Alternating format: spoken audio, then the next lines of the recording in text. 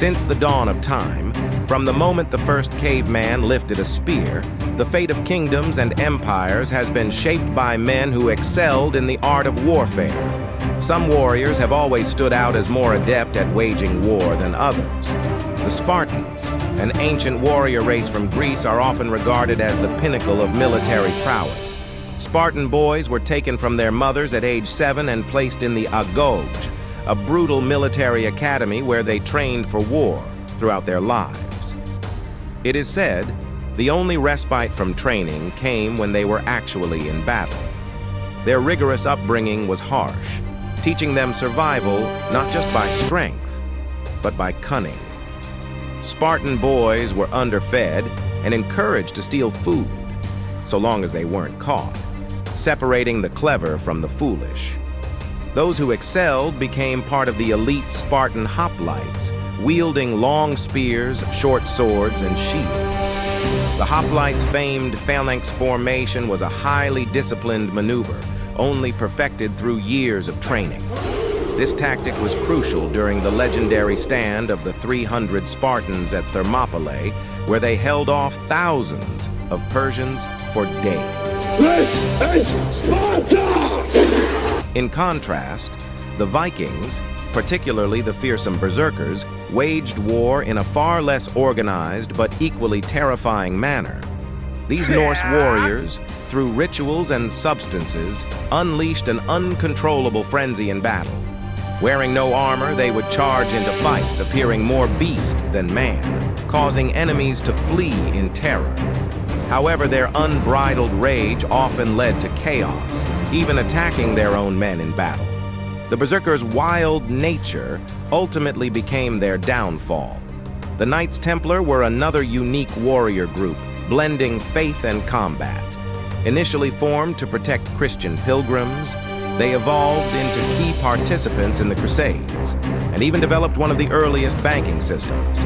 Templar knights were formidable in battle, mounted on horses and clad in heavy armor, with a strict code of martyrdom and loyalty to their faith. Unlike other warriors seeking fame, the Templars vowed to live in poverty and forsake worldly desires, though their order amassed incredible wealth.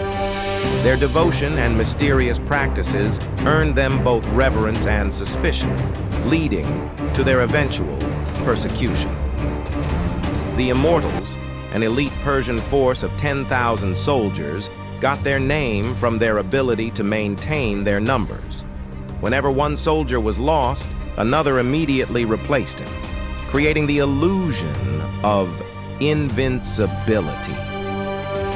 Adorned in shining armor and gold, these warriors were both a symbol of luxury and fear. Despite their fearsome reputation, they were eventually defeated by Alexander the Great, proving that even the Immortals were not truly eternal. Mongol horsemen, the driving force behind the largest empire in history, were masters of mobility and archery. From a young age, Mongol warriors trained in horseback archery, using powerful recurve bows.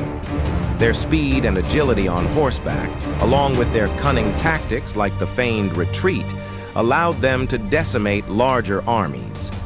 With their light cavalry, they could outmaneuver any foe, making the Mongol Empire seemingly unstoppable. The Roman Empire, with its legions, dominated much of the ancient world through discipline and strategy. Of its many legions, Legio X Equestris, raised by Julius Caesar, was particularly famous. This legion played a critical role in Caesar's victories in the Gallic Wars and his civil war against Pompey.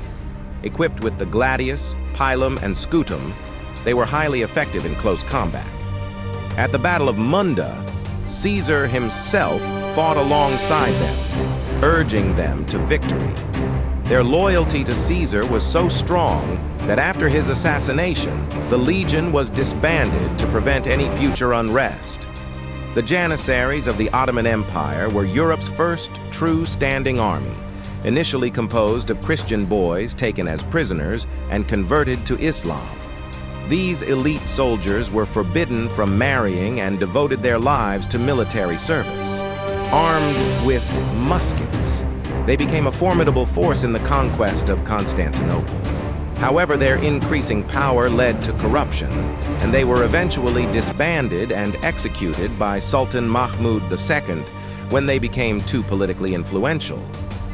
Finally, the samurai of feudal Japan were not only elite warriors, but also adherents to the Bushido Code, living lives dedicated to honor and discipline. They wielded the katana with deadly precision and followed a strict, ethical code.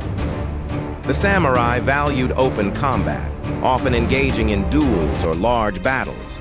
If they failed in their duty, they committed seppuku, a ritual suicide, to preserve their honor. Despite their power, the rigid hierarchy and internal conflicts led to their decline during the Meiji Restoration, though their influence persisted even into World War II. If you like this content, hit that like button and subscribe so that you will be notified of future uploads. This is Jerry's Brainwaves. Peace out.